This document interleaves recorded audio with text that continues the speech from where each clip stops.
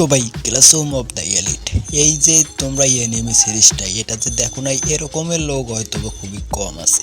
কারণ ভাই classroom of the elite এমন একটা এনিমি তুমি যখন ভাই দেখা শুরু করতে যাবা তোমরা ভাই প্রথম সিন থেকেই তোমাদের মাথার ভিতরে কোনো কিছু ঢুকবে না, কিন্তু তারপরও যখন তুমি এনিমিটা দেখা শুরু করবা ভাই তুমি বলবা যে এই এনিমিটার মা কি, এই এনিমিটা ভাই আসলে একটা masterpiece.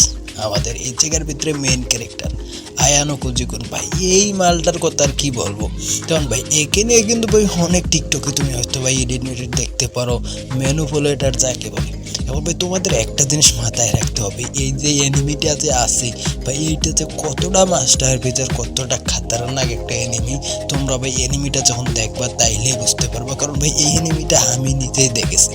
Classroom of the elite যে এনিমিটা আছে এই এনিমিটা সম্পর্কে আমি আর কি বলবো ভাই। তুমি যদি মাথা নষ্ট করে একটা স্টোরি এবং ভাই রোমান্টিক একটা ভাইব থাকবে এবং তুমি চাও মেইন ক্যারেক্টারের ভিতরে আলাদা রকমের একটা ওরা আছে, সেইটা তুমি যদি দেখতে পারো তাহলে তুমি ক্লাসরুম অফ এলিট এই এনিমিটার ভিতরে দেখতে পারো।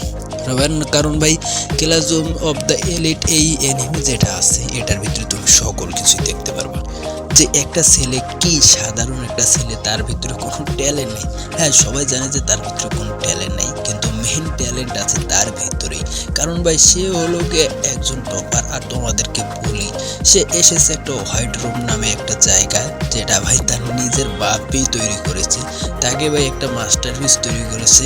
এখন ভাই তোমরা এই এনিমিটা যখন শুরু করবা দেখা তোমাদের মাথার উপর দিয়ে যাবে, কিন্তু দিন শেষে তুমি একটা কথাই বলবো, দিন শেষে তুমি মজা তো পাবাই। কারণ ভাই এই এনিমিটা হলো গিয়ে মাস্টারপিস একটা এনিমি। কারণ ভাই ক্লাসরুম অফ দ্য এলিট আমি দেখেছি, আমি এটার ফুল সিজন যতগুলো সিজন আছিল সকল সিজনগুলোই দেখেছি। এখন ভাই দিন শেষে একটা কথাই বলবো, তোমরা যারা ভাই অত ফাইটিং অ্যাকশন, যারা একটু ফ্যান্টাসি টাইপের যে এনিমিগুলো আছে এগুলো থেকে বের হয়ে এসে একটা অন্যরকম মজা নিতে চাও, তাদের জন্য ক্লাসরুম অফ দ্য এলিট। আর এই ক্লাসরুম অফ দ্য এলিট এনিমিটা তোমরা কারা কারা দেখেছো অবশ্যই কমেন্টে বলো। আর তোমরা যদি না দেখো তাহলে ভাই চাও তোমরা অবশ্যই এনিমিটা একবার হলেও দেখো, দেখার পর আমাকে আসি বলো এই জায়গায় এই ভিডিওর কমেন্টে যে আসলে ভিডিওতে কমেন্ট করে বলবা যে ভাই হ্যাঁ এই এনিমিটা আসলে একটা মাস্টারপিস ছিল।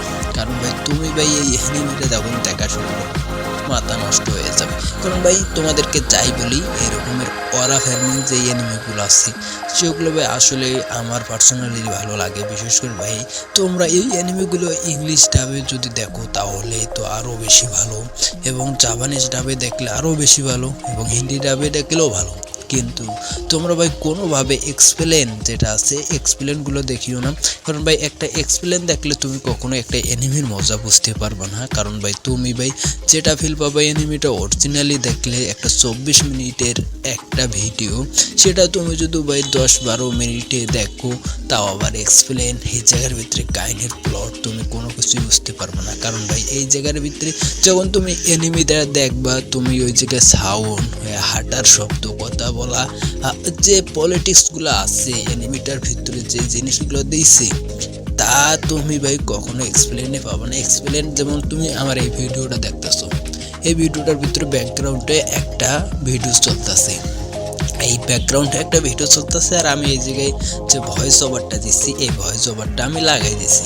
এখন তোমরা এইভাবেই তোমরা ভাই অ্যানিমিটা এক্সপ্লেন দেখতে পারবা যে ব্যাকগ্রাউন্ডে অ্যানিমির পিকচারগুলো দেখাইতেছে আর অ্যানিমি সম্পর্কে বলতেছে যে classroom of the first episode হলো এরকম এরকম। এই জায়গায় দেখতে পারবো আমাদের মেন ক্যারেক্টারের নাম, সেকেন্ড ক্যারেক্টারের নাম এই জায়গার ভিতরে আসে, কাহিনী হলো এই এই আর কি। তোমরা যখন এক্সপ্লেনগুলো দেখবা আর তোমরা অরিজিনালি যখন এনিমি দেখবা সেটা তো অন্যরকমের একটা মজা পাবা।